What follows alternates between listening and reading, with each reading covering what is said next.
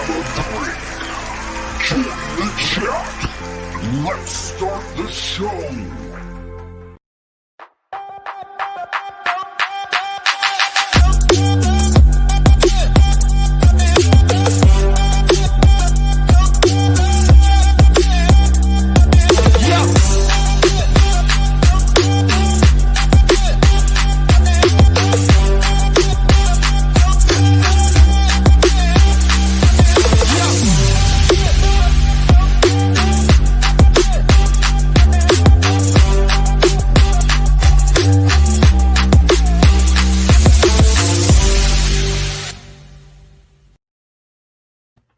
Hey, beautiful people. Welcome. Thank you for tuning in to another episode of the Happy Hour Show with Lindsey Vertner.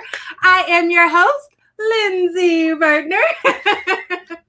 And if you don't know me, let me introduce myself. I am a peak potential strategist and transformational speaker. I teach female entrepreneurs and ambitious leaders how to master their mindset and increase their self-care, self-worth, and self-discipline. And I'm super excited about my guest tonight, Miss Jen Fontanilla. And let me tell you, she is your money coach, all right? She is a former financial advisor, and now she's a certified money coach. She's a speaker, best-selling author, and she's just published her sixth book called Do Before I Do. We're going to talk about that one. Over the last 15 years, she has worked with organizations such as the Walt Disney Company, Warner Brothers, Target, Goodwill, and the U.S. Air Force. She is just amazing at what she does. She loves working with entrepreneur women and helps them to master their money and mindset so that they can create lasting and transformational change that empowers them to gain clarity, hope, and the confidence to create incredible financial futures. So I'm super, super excited. Welcome my beautiful guest, Miss Jen Fontanilla. Thank you, Lindsey. Oh my gosh, your energy is awesome. So excited to be here. I can't wait for this next hour. So thank you. Thank you for coming on the show. I'm super, super excited to have you here. I know that, no matter how much money is in your bank account, we could all use some talk about money, right? Absolutely.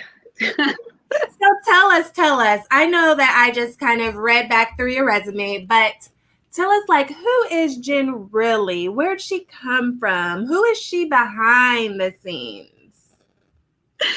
Oh my gosh, I'm just cracking up because I love how you just are showing up. And I'm laughing because I'm totally goofball and cheeseball like you. So I'm just like, oh, this is gonna be so fun. And so that to answer part of your question, people that really know me, they know that, because sometimes you know how it is. You see people on social media oh, they're so polished, and oh no, if you really knew me, I'm just total goofball. And so, that's who I am. I'm also somebody that is always spontaneous, but although there's times when I can be very calculated and I want things regimented, and especially with time management. Oh, I've been told why are you so anal with your schedule? I'm because that's how things get done. But I know how to be flexible, and going back through history in terms of work or things that I wanted to do, right? Before I was even where I am, I wanted to be a doctor. So I have a biology background, and then I changed my mind and went into graphic design. So I have a creative background. And then obviously now I've been in finance for the last, 15 plus years. And so, but whenever you hear that question, are you left brain or right brain? I'm kind of all of it. And so, I'm just one of those people that just loves learning, loves to try new things. And I will say, I am definitely, ready, aim, fire. No, fire, ready, aim. Not the other way around, where I'm I will figure it out as I'm falling down, and it's I'm that, hey, let's go do it. And it's interesting because, everybody's different, and then you work with people, and I'm sure it as you being a coach yourself, when you deal with different personalities, it's okay, they do not think like me. You know, I have to remember that and have some grace and compassion, because sometimes I'm like, let's just go and do it. Like, why, what else? Why do you have to keep thinking, right? Why do you have to keep thinking about it? Just do it. And so, but that's me in a nutshell. Yes. I love that you said you're like the best of both worlds in a sense, because I completely understand you. I remember one time I took a personality test and it had like 4 different colors, and there were 2 of the colors that were the highest that definitely exuded like who I am. But overall, the other 2 weren't too far behind the first 2, whereas everybody else, they had like high one and all the rest of them were down here. And it was so funny because I've always kind of been like that well-rounded person, a little bit of this, a little bit of that, can hang with this person, can hang with that person. And I definitely get that sense from you as well. Trust me, though, if I have to really, really practice patience, that's my downfall.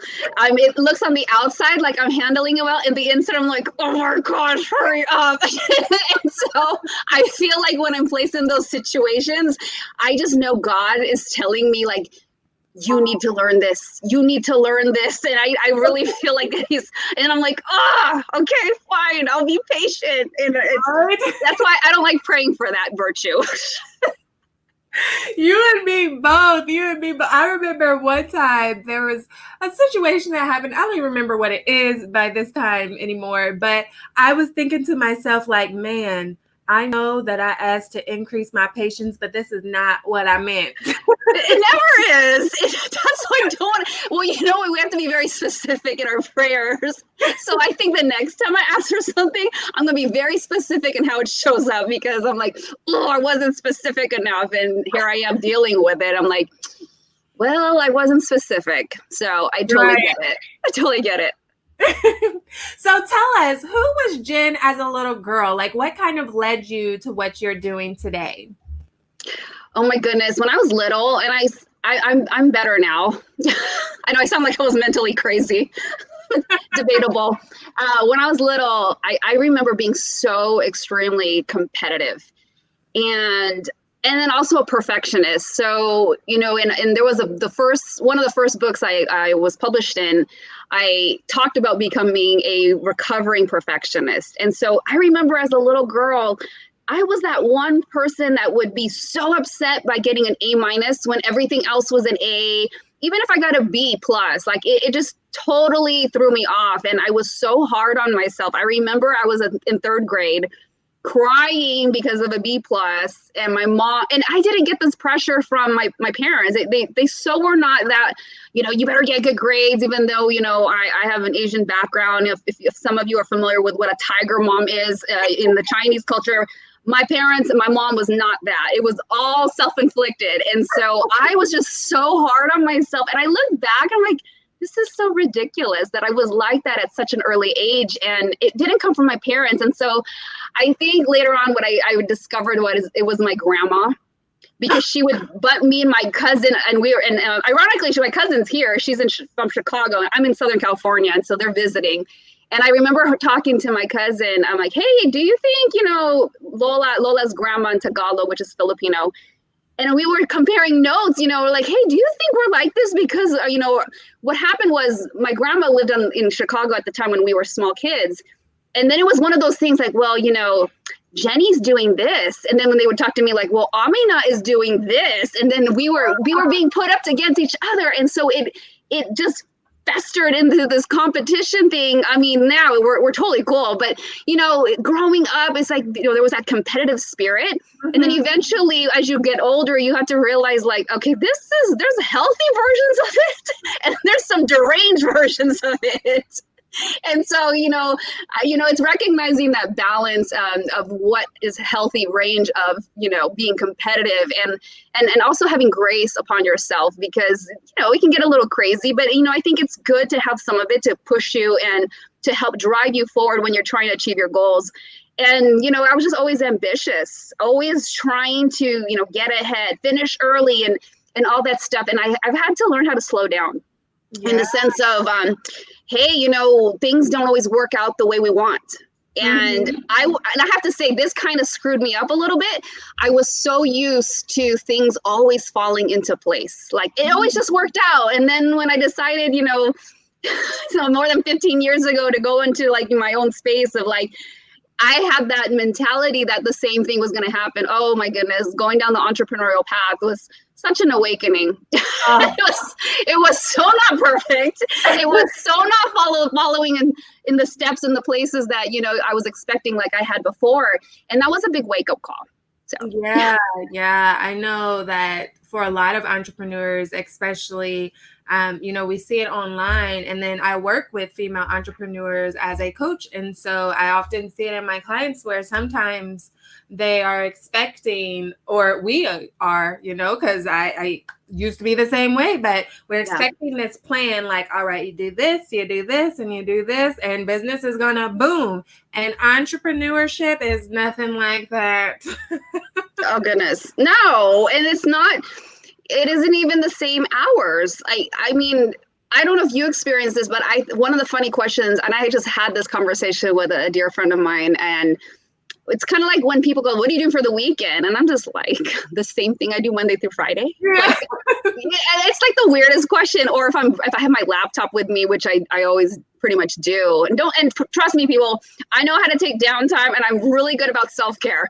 Yes. So that's not my issue. It's just funny that, when you have this passion and this thing that you're creating and all the things that you very well know are encompassing in your entrepreneurial journey, there isn't this start and shut off. Right. In terms of like, oh, I'm off, let me clock out. It's like, no, especially when you're in that zone, you want to just keep going. And it's like, it's not, and I keep telling people, it's not the same thing. It's not like you're dreading it. Like it's such a different situation when you love it and you're in that creative mode and you're just like, especially with tech. Oh my goodness. How many times have you tried, like, how come this landing page is not connecting with the CRM? Or like, how come my email sequencing is going in the wrong places? And it's like, you want to it's like this puzzle and you just want to figure it out. And it's a different feeling. It's not the same if you're stuck at somebody's, company and you're working for somebody and you just can't stand it and you want to clock out. It's a completely different thing. And so I just kind of laugh and have to tell myself, not everybody understands what is part of our daily routine. Yes, that is so very, very true. And so I know you mentioned that you often have things, just kind of fall into place, but is there any obstacle that really sticks out to you that you kind of thought like, I don't know if I'm gonna make it through this, but you overcame it? Do you have any moments like that? Oh yeah, I would say on a personal level, and especially, it doesn't matter whether you're an entrepreneur or you have a great job that you love or whatever the case is.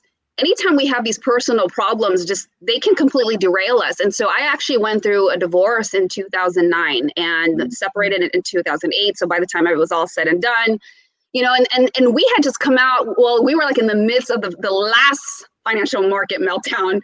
And so it was like everything was being, lost a lot of stuff, lost a lot of investment properties, and it was that moment where you're like, okay, what else can I lose, aside from my dignity? And so you realize how tough you are. And you really also start to learn how your emotional state, you really got to take control of that, because it will affect how you make so many decisions, whether it's financial, mental, whether it's, spiritual decisions, all decisions in all parts of your life. If you cannot get a hold of and because this girl is an expert in mindset. If you do not get a hold of that mindset of yours, it's going to derail you. And so that was one of the toughest moments where it's like, oh my goodness, what now? I lost all this stuff. And then you also, I went through this period where I've never really been materialistic. In fact, I actually have the opposite problem where I'm too frugal and I have to learn how to allow luxurious things in my life. And it's so weird because you know what I do? And I'm like telling people the opposite because they're so easily drawn to like, hey, I want this, I want to buy this. And I have to tell myself the opposite. It's okay if you buy a nice wallet. It's okay if you buy something not on sale, and I have the opposite issue. And, just going through that, those personal problems will derail you, and it's tough. But you know what? You realize how resilient you are. At the end of the day, if you can shift your perspective and look at all these failures as the experiences that shape who you are, and you never know too, it becomes a part of your story. And that story is what's going to help other people. You never know who you will inspire. I mean, I have talked about this. So like, earlier Lindsey asked me, is there anything off limits? I'm like, no, girl, I'm an open book. You can ask me whatever. And it's because, and I am so encouraged about being vulnerable and open, because you just never know who's listening. And I think that's something a lot of people have to learn sometimes. It's like, well, I don't want to talk about that, and I'm not ready. And I'm not saying, put your dirty laundry out there if you're not ready. Everybody has to go through that process, however that looks for you. But there is something very freeing. And I promise you, if you are going through something really crappy right now, you will get to a place where you can laugh about it. I promise you that. You will be able to laugh about it, because trust me, I was not this happy 11 years ago. I was constantly crying about everything. And so, that was probably the most difficult when that had happened. Yes. And I understand, like Marion over in the comments says that's so true. Marion! Thank you for tuning in. Post your questions and comments down below. If you are just tuning in, I am Lindsey Vertner, and you're watching the Happy Hour Show, and you are listening to my very beautiful guest, Miss Jen Fontanilla. She is a certified money coach, and right now we are talking about obstacles, okay? And I think it's so important that we learn to give our pain permission to evolve. Like you said, you will get to a place where you can laugh about what happened, but then there are those people that never get to that place, and it's because they're stuck in that victim mentality, and they never give their pain permission to evolve. And that's the key that I think a lot of people miss, is that you have to allow your pain to evolve. You have to give it permission to evolve. And by that, I mean that you have to give it permission to grow and get better. And I don't mean grow as be more painful, but I mean grow, evolve into something better, turn your pain into purpose, find the lesson in your loss or the message in your mess. You have to make that choice to say, I will no longer be a victim to the things that I'm going through, but I'm going to be a victor over my obstacles, and I'm going to heal from this process. And then once you start that, you'll start down the journey like, okay, all right, now I can smile a little bit. Now I can laugh a little bit. Now I can tell this story with ease and help somebody else have their breakthrough. Yes, girl, preach. Keep going. Yes, absolutely. I mean, you're so right. You are absolutely right. And I love that you said permission. I think one of the things that stuck out when I heard you say that for me was, I remember when I was in denial. Oh my goodness. It was maybe a few months after the separation. I'm like, I'm fine. I mean, I look back, I'm like, what the heck was I thinking? I was not fine. I was delusional. And I think that's so important to give yourself permission. And I think it's also so important that you acknowledge it and don't be in denial. And it's okay. I think where my delusion and denial was coming in was like, just looking back in the timeline and history of what had happened. I look back, I'm thinking, how crazy I thought it would be to just be like, hey, I was okay. Like, this didn't affect me. And it took a few years when I really think about when it settled, and then I was, at ease with it, and I wasn't breaking down just the thought of it. And I was realizing, I was in massive denial at that time. Yes. And see, it's like we have to get ourselves through those different stages. So like Marion says, so you have to allow yourself to heal. Yes, you do. And a lot of people don't allow themselves to do that. And that's why they stay stuck in that trauma or stuck in that cycle. She says, give yourself permission. Good stuff. Yes. And another thing that I want to point out is that you talked about, you have to tell yourself to buy things that are regular price or buy yourself nice things. And I think that is a key point, especially for mothers, because I know I'm a mom. I know you're a mom. been times whenever I've been out with full intentions on treating myself, and then I look down and I've got stuff for my kids and my husband. I'm like, well, this one's supposed to be a trip for them. And Cher says in the comments, she's the same way. For my kids, I don't look at the price, but for myself, I will literally break out into a sweat if I buy something over $50, shaking my head, laugh out loud. And so what would you say to the moms out there that are watching that have trouble splurging on themselves? Because I know that's a big issue for mothers, for women in general, but specifically even more so for mothers. This is such an important topic, and I love that this came up. You know, first off, it also does come down to, like, you know, we can feel, oh, do I deserve this? Do I feel worthy of this? You know, that's very important to take into consideration. But we also have to make sure, you know, we're not justifying, like, well, you know, they said on the show I should buy, you know, that purse. You know, that's not what we're saying either. But I think, you know, at the same time, at the base of it, you still do need to be responsible and create your spending plan, so you know what parameters you need to stay in, that kind of thing. So you're not blowing your budget, because that's a whole different issue where now we're being irresponsible financially. Okay, so I'm not talking about that. But if there is funds and you're able to do that, I think what we're really talking about here is whether you are able to view yourself as worthy and deserving of it. And it is difficult because as mothers, as women, we are natural, you know, we are so natural at nurturing. That's just in our nature. We want to take care of everybody in the house. We want to take care of the kids. And this always comes back down to the subject of self-care. If we're not functioning right, if we're not taking care of ourselves, that's going to eventually break down inside us. And then we're not going to be able to show up fully for not just our kids and our spouses or partners or whoever, but it's going, and if, especially in your work or your career or business, all the different areas of your life will start to get affected. So we kind of have to take a step back and look at what could possibly go wrong if I don't start taking care of myself, if I don't start valuing my worth in my role in the big scheme of things, in terms of the family unit and my value at the workplace. Because, you know, it shows up in so many different ways. You know, think about even as small as this, when it comes to like negotiation, women tend to not negotiate when it comes to asking for higher salaries. Right. We tend to be in that position, right? Well, you've probably heard of this, but we tend to be in this position of like, oh yeah, you know, I should just be grateful I got a job.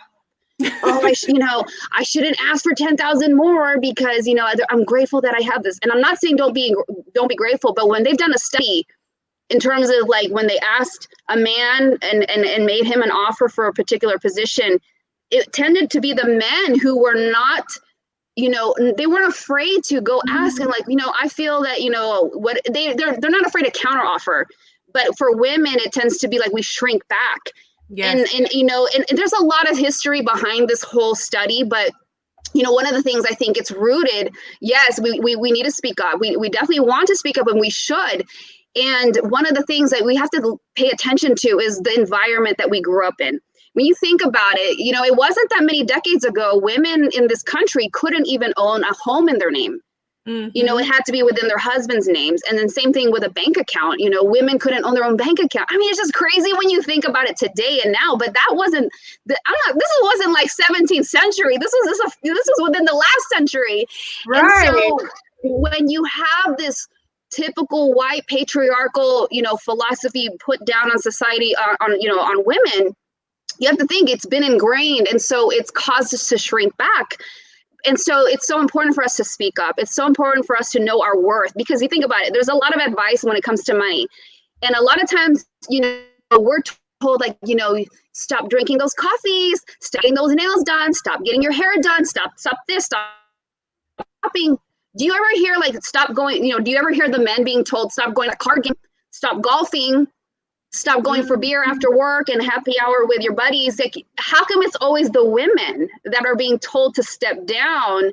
And so when you combine all of these ideas, and when you combine that mindset of what's being put on us, you know, you can start to realize and appreciate like, oh my gosh, you know, subconsciously it's already entered that. And this is why we've shrunk back. But when you become aware and when you become mindful of what's going on, now you can step into it. Now you can take action and choose for yourself. Like, hey, you know what? This is not how I want to move forward.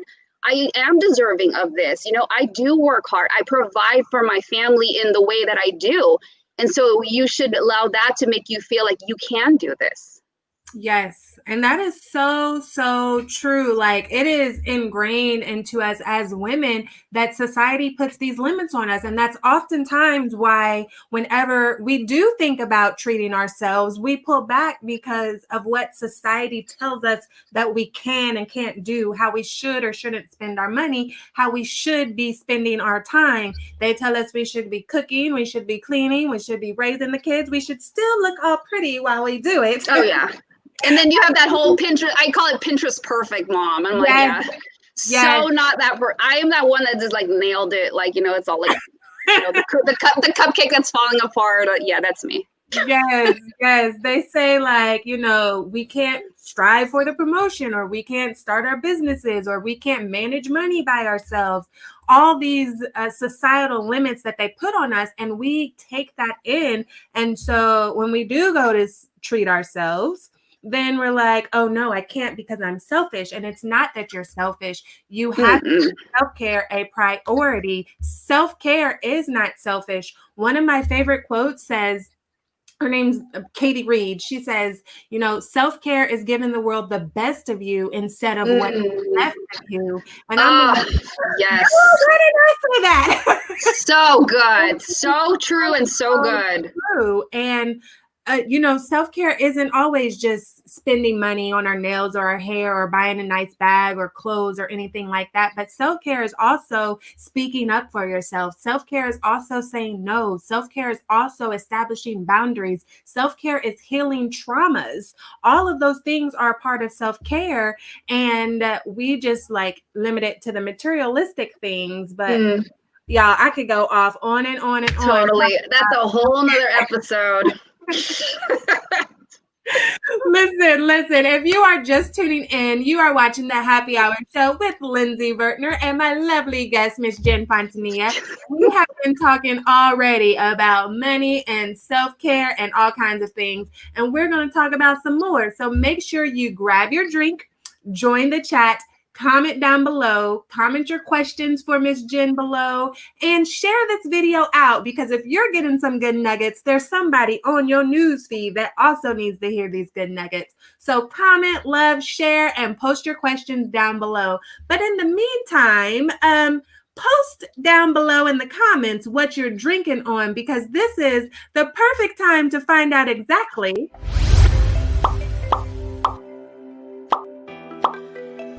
what's in your cup. Yeah. I love your videos. I'm like, what's in your cup? I love it. Yes, it is that time of the show where we find out what our lovely guest is sipping on. So, Miss Jen, tell us what you are drinking tonight, and then give your cup some cup cam. Absolutely. I am drinking my favorite wine. It's actually a Malbec, and it's by Layer Cake, and it's a red. It's a different red. It's different from Merlot, and it's nice and bitter and strong. It's from Argentina, so it's Layer Cake Malbec. I think it's 2016.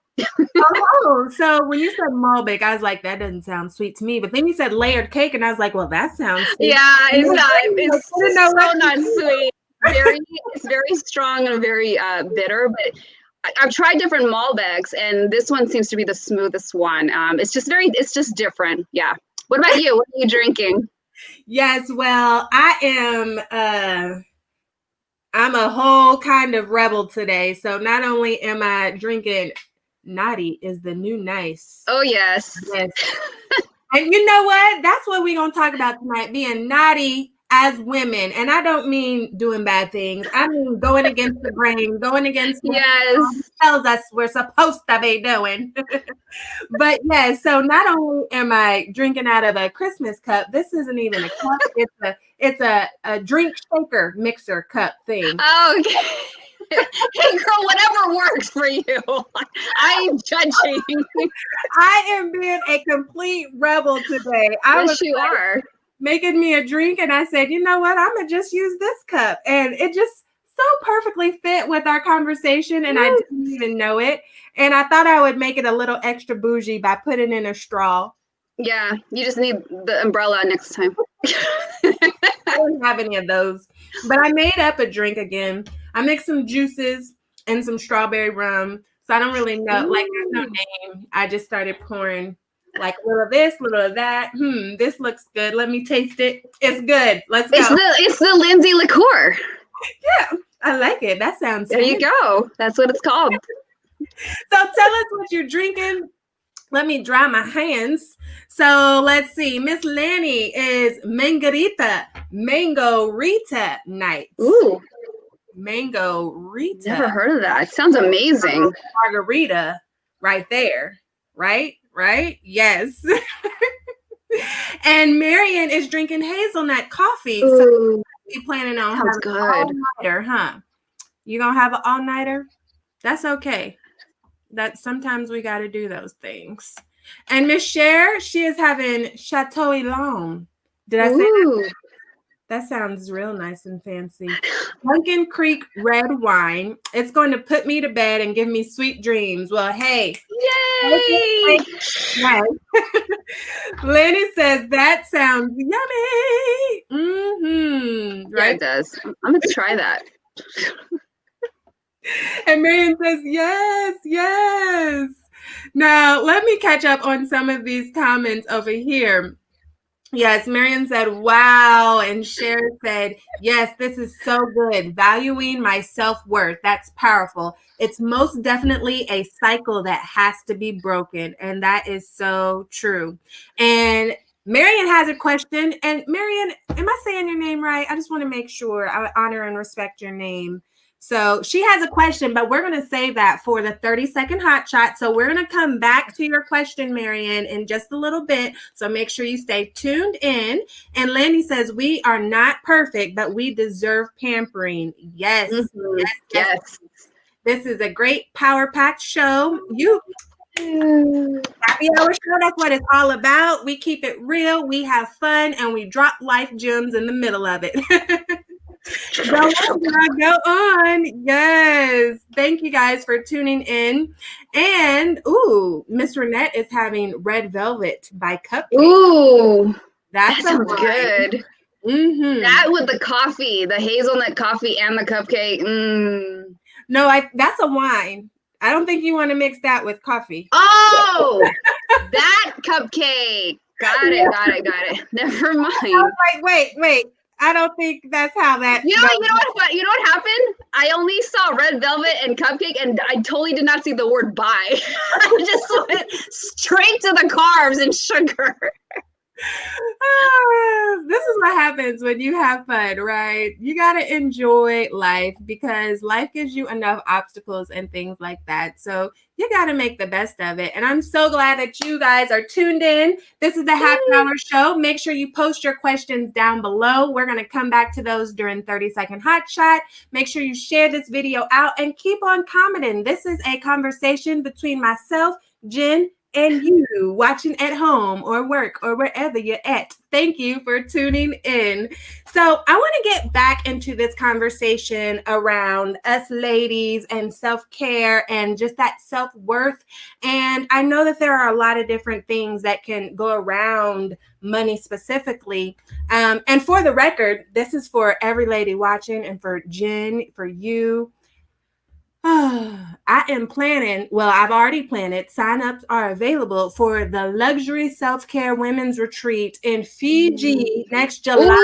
Ooh, nice. So give yourself all the permission to sign up for it. And I wasn't even planning on promoting that because this is all about Jen. But listen, we're talking about promo that. That's like perfect segue. Yes, we are talking about self-care and knowing when to splurge. And this is going to be completely transformational. But I touch on a lot of those things that we already talked about, how society says this, and this, and then we don't do these things. And, some people might think like, well, why can't we just go to Miami Beach or Myrtle Beach or Vegas or something for the weekend? Because that's what y'all always do. And it's time for us women to be naughty and to stop settling for the basics, because basics is no longer acceptable. And we have to want more for ourselves and know that we are worthy and that we deserve it. And self-care Yes. is important. So that's why we're going clear across the country to take an entire 8 days all to ourselves. Ooh. Completely remove any significant others, any jobs, any kids, like they're cut out. There is no, okay, I'll be there in 2 hours. You broke your leg. No, I'll be there next week. 8 days. Right. Well, like 9 because it takes a day to get back. Yeah, it's going to be completely transformational. So that is something that I am giving you permission to say yes to yourself. And you now have to give yourself permission and know that you deserve it.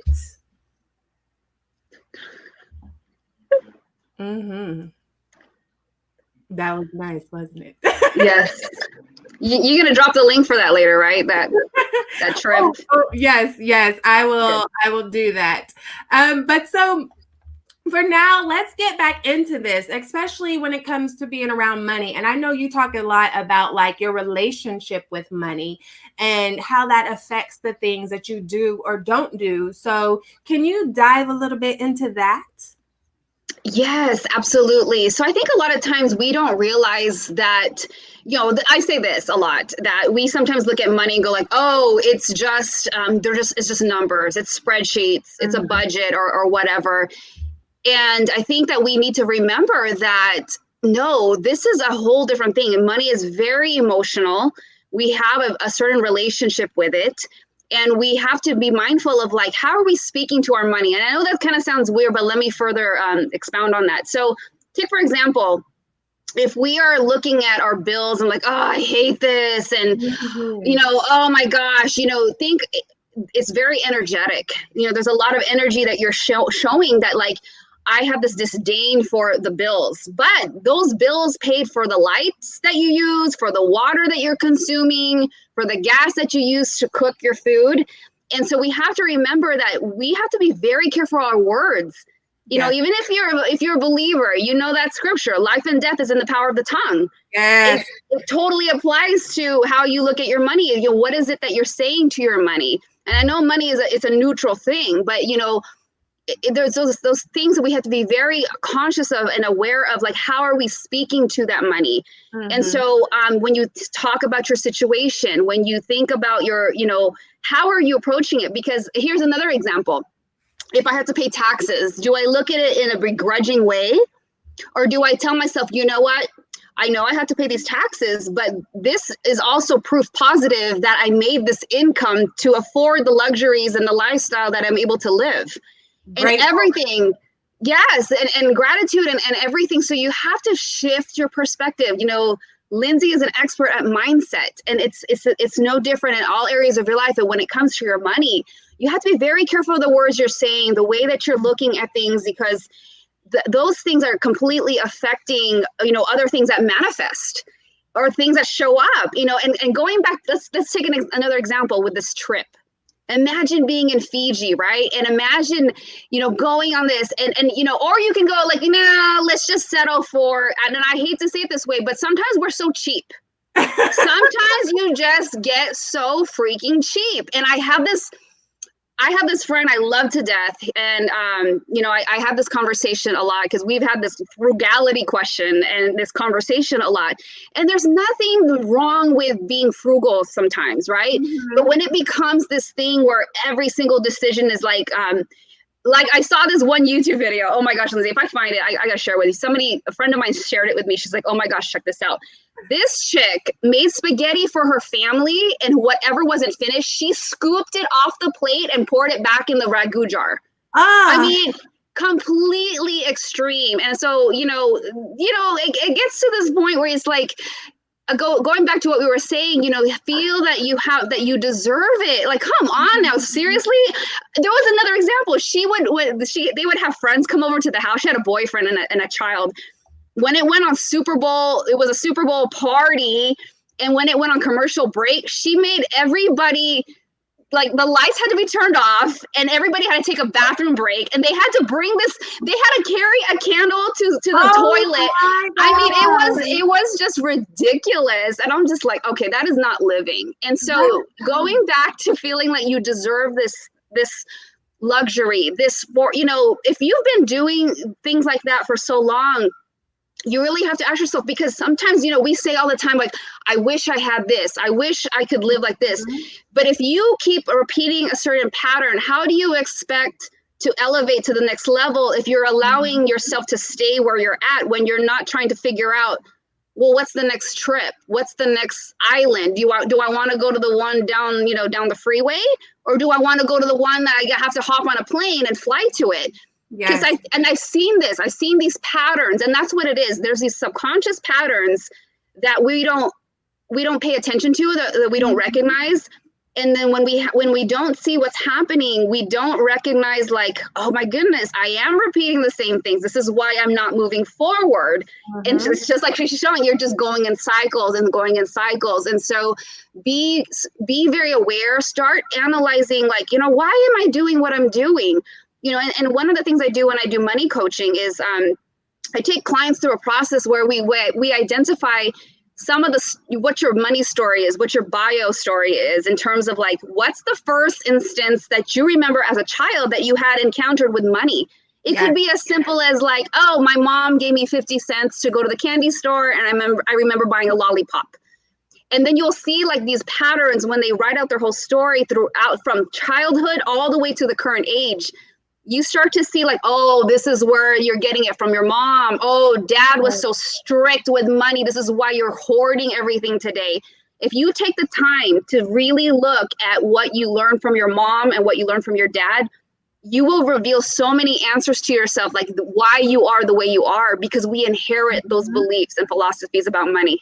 Yes, we absolutely do. And over here, the comments are popping. They are lit, okay? Yes. In regards to your example, everybody was like, no, are you serious? Are you serious? Oh, the ragu? Oh, I swear, you know what? If I find that, I will find that YouTube video and I'll drop it. It's crazy. Yes, please do. And Summer was like, that goes beyond frugal, and that is too much. And oh my goodness, I have so many things I could say about that. Facts. And it's so true. It is really true, because, the things that we speak are important to the lives that we are creating for ourselves. Like, one thing that I'm very big on is that our thoughts are very powerful. They subconsciously influence our behaviors and actions, which influences our environment. And so one thing, whenever I was working on my money mindset, was that anytime that I had to pay a bill, because it is easy to get into that, oh, I hate bills, like, again, like, dang, it's $200.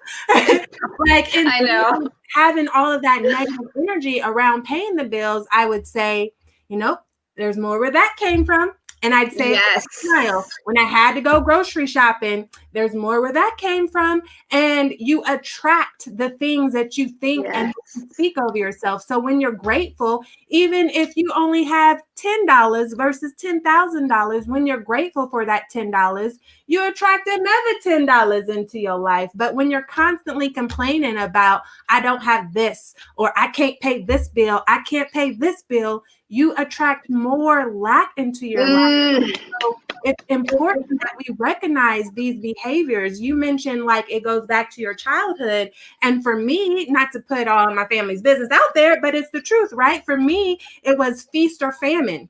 We had plenty of money and then not so much. Plenty of money and then not so much. We were balling out at the store and then we're pulling back, penny pinching. And as I got older, I noticed I was in those same cycles. Oh, all the bills is paid up front.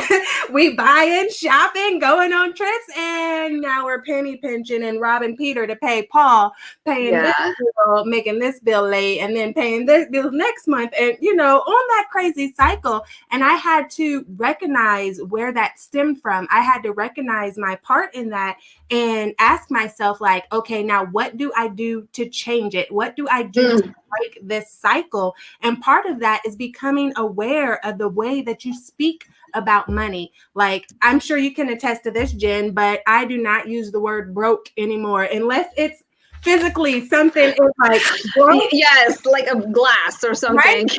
That's the only time we use broke in this house, okay?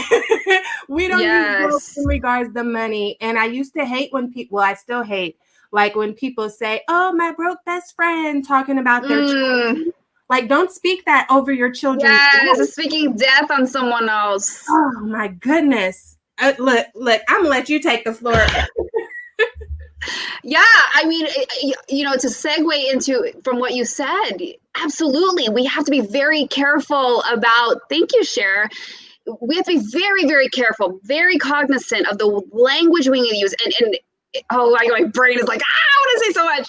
And even these phrases like "I can't afford this." Yes. Do not utter those words because there's so much energy behind it. What you put out there is what you're going to attract. And so with what Lindsey said, you have to be very cognizant of like the gratitude. I look at when I pay a bill, I'm like, yes, the money it left, but there's a flow. There's this flow of money where it comes in and it comes out constantly. You attract it and you're able to send it out back into the world, whether that's in the form of paying bills, whether that's tithing, whether that's charity, because that's a whole different issue too, where, we're hoarding the money. And so there's got to be this flow of this energy and knowing like she just said, there's more of where that came from. There's more of where that came from instead of feeling like, oh, I don't want to part with this. I had a client that had that issue or didn't even want to pay the bills sometimes, even though he had the money, he didn't want to pay the bills because he was hanging on to it so tightly. And so, we have to be very, very careful of the words that we're using in how we're dealing with the money, because it does affect us in so many ways. Yes, it's so true. Listen, y'all, are y'all catching all these gems? Getting this life? If you are just tuning in, you are watching the Happy Hour Show with Lindsey Vertner and my lovely certified money coach guest, Jen Fontanilla. You see her information right down there. We have talked about self-care. We have talked about the limits that society places on women. And now we're talking about money and your relationship with money, which everybody has a relationship with money. The key is, how is your relationship? Is it a positive relationship or a negative relationship? And that is key to identifying in yourself. Like, how do I view money? Oh, let's see what the comments are saying, because yeah, let's go there. What do I say? Oh, thank you, Star. Awesome. Money mindset is everything. And Lenny says we need to break the cycle. Yes, yes. It's so important that we recognize how we think about money, how we speak about money, the energy we put around money. Ooh, that's a whole nother conversation right there. The energy we put around money, right? Oh my goodness, yes, that's a whole nother couple hours.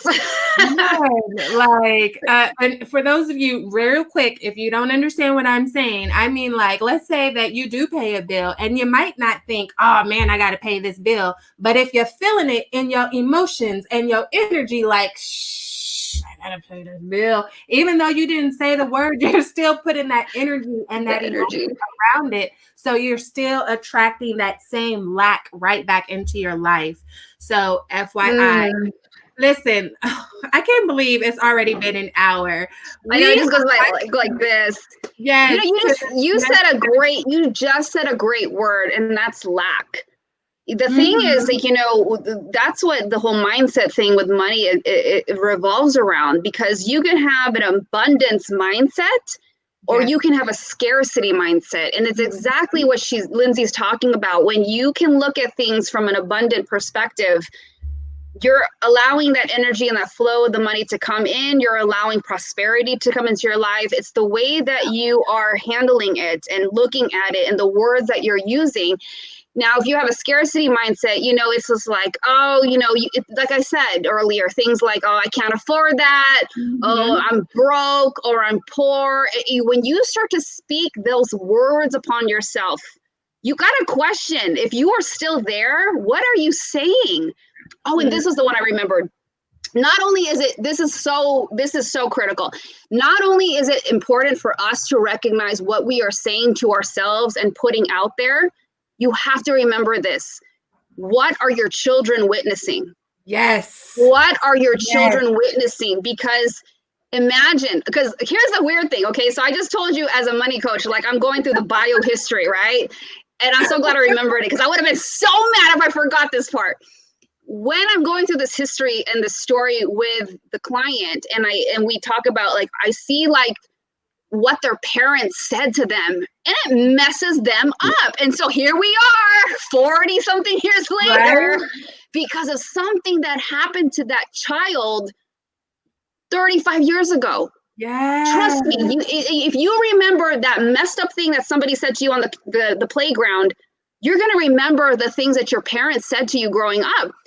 And so when that is happening to us and we are as adults are recognizing that today, recognize that the things that you remember that are also implanted in the subconscious level are now manifesting in your present day in the way that you're making financial decisions. Remember how this, I'm just talking about it. Remember this, because the very way that we're talking around our children, how is that affecting their upbringing? Yes. I don't know if I'm going to be alive by the time they're 40, and then I got to undo what you didn't do when we talked about this on this podcast. It's like, for me, it was so important. I'm like, oh my gosh, do I say things around my son? He's 9 years old. Am I saying, does he hear me say words like, oh, we can't afford that? Or like, no, we can't buy that. Be very, very mindful of the words you're saying around your children because they will pick it up. And they're going to remember, I always heard my mom say we couldn't afford this, or I always heard my dad say, well, no, we don't deserve this. So just be very mindful of the words you're using around, little ones, your children, nieces and nephews and other kids, because they absorb, we always say that their brains are like little sponges. And trust me, they will pick up on the words and they might not know it on a conscious level. Subconsciously it's coming in. So just be careful for both ourselves. We need to protect our mindset as well as the little ones around us. That is so true. And I'm all about mindset and the subconscious, how it affects our personal and professional lives. And so oftentimes we like to think that we're in control, but our subconscious controls about 95% of our behaviors. And subconscious, for those that aren't aware, means that it sits below your conscious awareness. So you're only controlling about 5% of things, and everything that you've experienced in your life as a child, as a young adult, as an adult, if you're that age, as even in your mother's womb, like her chemical balances and her adrenaline and her cortisol and all of that stuff. Look, I'm getting all into biology. That's another episode. Going into you while you're still in her womb. And then when you come into this earth, like all the beliefs of everybody that raised you, everybody that was around you are going into your subconscious. It's like your brain is this constant tape recorder that never runs out of space and it never stops recording and it's picking up on everything. And then you're an adult and you can't understand why. Like, why do I keep going through this same cycle? I'm saying I want more, but I keep ending up in the same place. I'm saying I want this, but I keep ending up in this same cycle. And it's because you have to go back to where it started and recognize those subconscious beliefs that you hold true to be by yourself. To be about yourself, whether you created that from your own experiences or whether it was placed upon you by those around you. Woo! Go, girl! Yeah, that's it. That's exactly it. That is so it. Yeah, we don't recognize it. I'm like, yep, everything she said, 100. Listen, totally.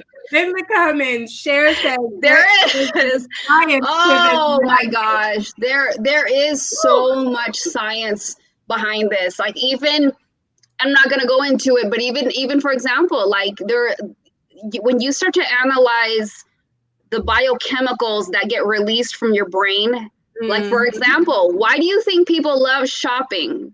It's because when you do like the therapy shopping, it's releasing dopamine. And all these other chemicals in your brain, and it's the same kind of hit that a drug user feels. Yep. So yeah, there's a crap ton of science behind all this. Yeah. It's not woo-woo. This is scientific neuroscience backed up.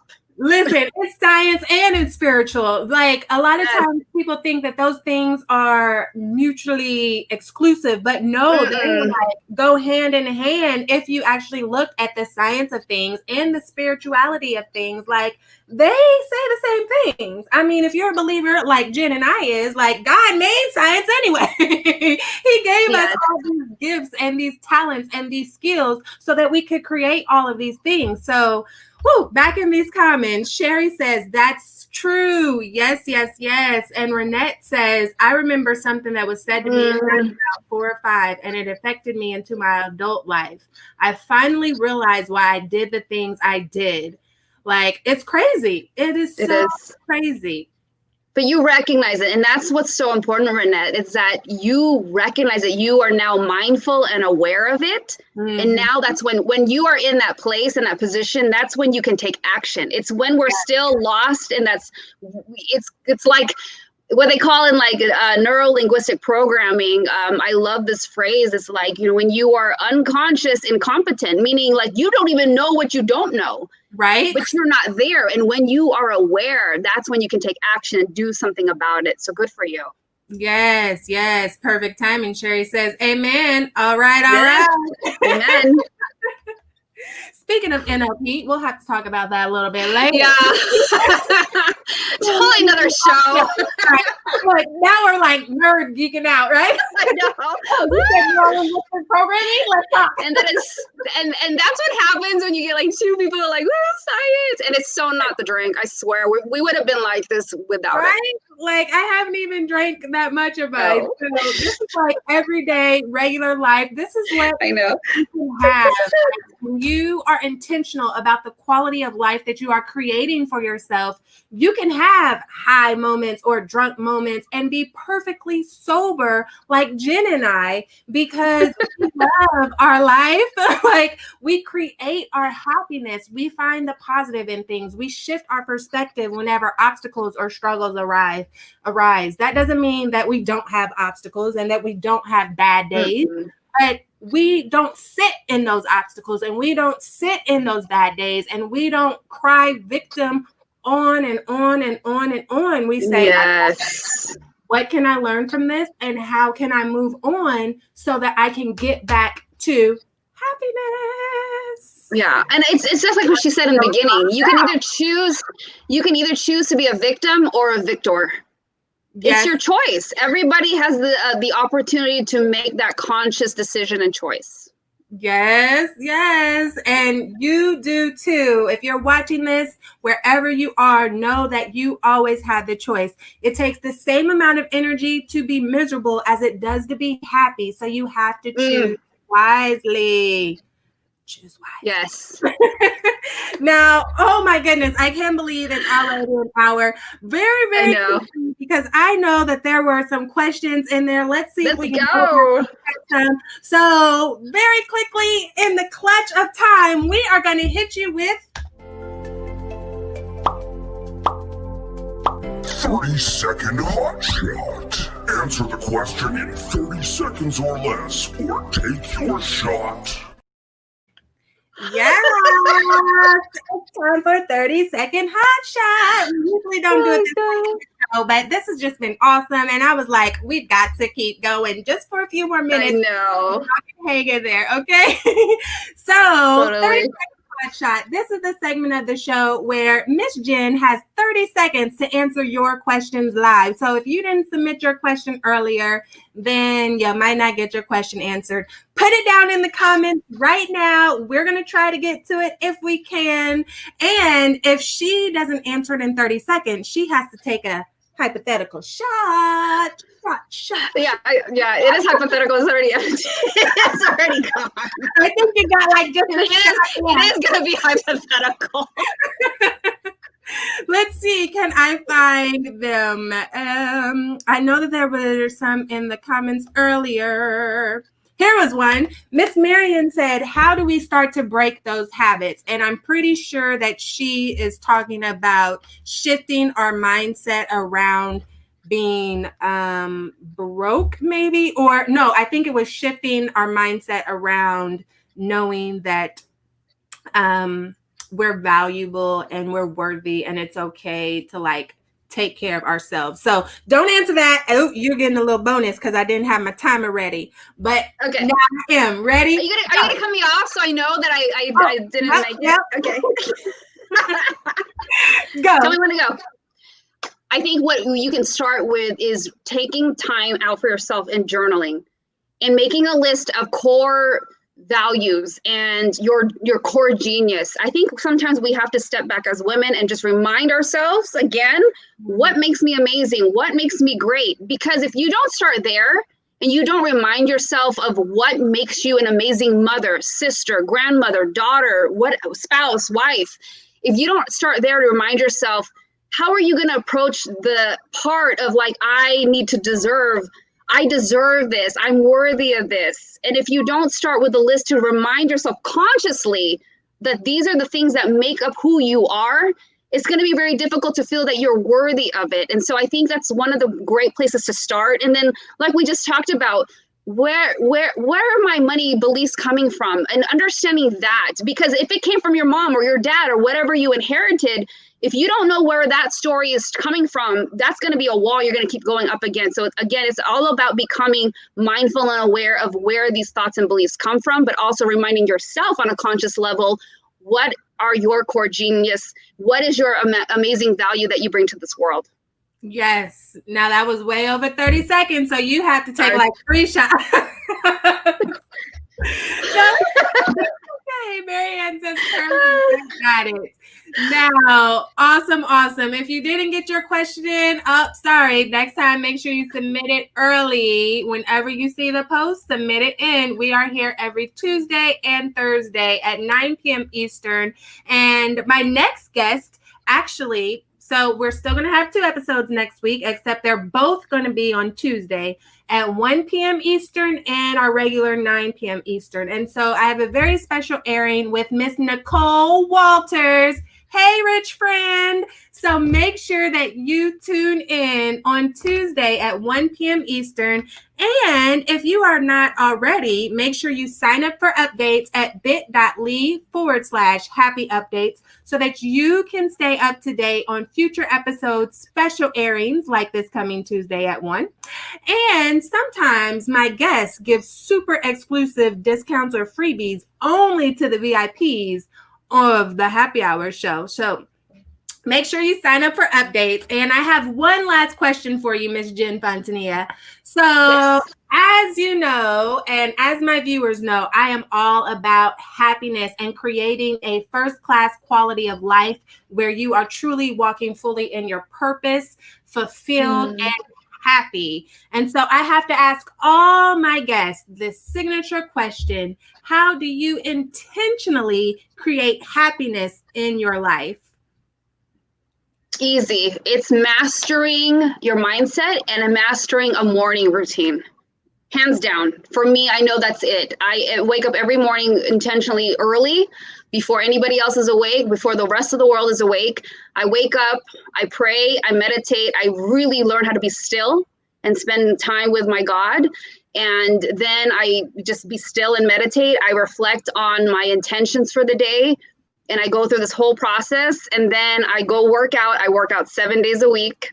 And then I come back, and then I just get my day going. And that whole process takes about 2.5 to 3 hours. So when it comes to self-care, everything that Lindsey talked about earlier, I do that for myself every single day. And so when you can master your morning routine, I know for me, that's what causes my happiness. And that's the source of it when I start my day like that.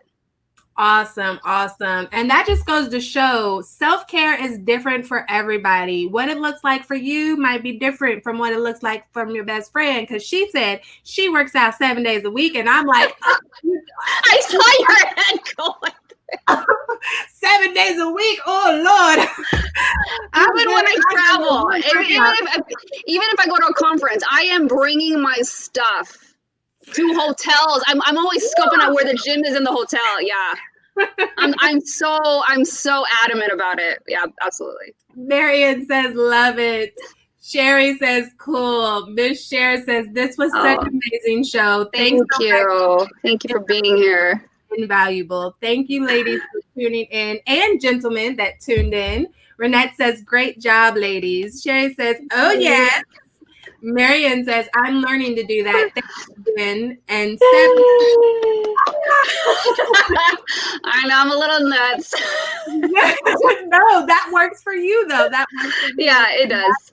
What's important. So again, thank you. Oh, wait, before we go, you have something special for the viewers. Oh, yes. Listen, Linda, you guys are going to get 4 amazing free gifts. So I'm going to put the link on the screen. Jen, tell them what they've won. And behind door number 2, yes, I'm like, oh my gosh, what did I give you guys? I think I gave you some money affirmations just to kind of help you understand, because we talked a lot about that money mindset, some of the things that we need to kind of repeat and put inside our brains, and talking about this whole deserving and being worthy of it. And I believe I also put in like the first 3 chapters of my book, Do Before I Do. That was the conversations about money that you can have either with yourself or with a partner, about things that we don't think about. We talked about, relationships, and sometimes you don't ask yourself if you're financially compatible with somebody, and there's those conversations we don't have. And then I'm also giving away a 30-minute consult. So if you have questions, you want to deep dive into something else, I would love to spend time with you and see how I can support you. So yeah, definitely, make sure you click on the link that's down there below. And I'd love to stay in touch with you guys. And FYI, that link is case sensitive. So make sure you put the capitals where the capitals go and the lowercase where the lowercase go. bit.ly/happy hour with Lindsey and Jen. Make sure you get those capitals where they're supposed to be, and you will be able to get your 4 free gifts from the lovely, beautiful, super intelligent Jen Fontanilla. Yes. And we've got some more comments over here. Yes, Marion says, thank you. Thank you for being here. And thank all of you for tuning in. This has been another amazing episode of The Happy Hour Show with Lindsey Vertner and my lovely guest, certified money coach, Jen Fontanilla. Make sure you reach out and connect with her. You see her information on the screen in 3, 2, 1 right now. Connect with her, reach out, follow her. She is amazing. You would think that we had met in person, but we have not. But I know. Actually met. We've still been like sisters from a distance. Like we always, it's just awesome. Anytime I get to. Yes, it is. So make sure you sign up for updates at bit.ly/happy updates so that you can stay updated on VIP happy hour specials, exclusive special airings of the show. Make sure you tune in Tuesday at 1 p.m. Eastern. Again, my name is Lindsey Vertner. I'm your peak potential strategist and transformational speaker. And this has been another fabulous episode of The Happy Hour Show with Lindsey Vertner and my guest, Jen Fontanilla. And I will catch you guys on Tuesday. Bye.